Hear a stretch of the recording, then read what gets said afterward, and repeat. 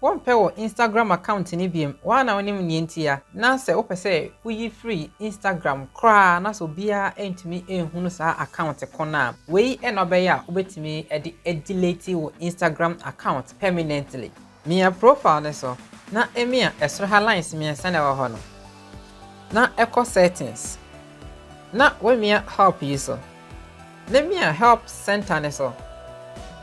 afei search how to delete my account and how to delete account emubia witimi mia so na we mia how do I delete my Instagram account ne so na ebra from opese o ye sure say opese wo delete wo account na na nti obakira nsunsun so a e wo so say wo delete wo account no say wo delete no temporary dia e kire no betimi reactivate but say opese wo delete no permanently unhu no system no biem kra na ene no so no betimi aye nti opese o kire say wo ye ne sa dia nya ade behu account no biem nti ni nyina no obekire wo e wo sa entwere ya e wa haye mu nti say wo gitum say opese wo delete wo account no permanently e free Instagram e IG a bra form kakra. Number 1 no mia baby a wo chiro say delete your account no e wo drop down we mu no mia so obisa o say adenti na wo pese wo delete wo Instagram account no say reason na wo pese wo delete account no e wo hase ya na what take okay but in our case no yemfa something else o wi a wo Instagram password no na wabo asha hase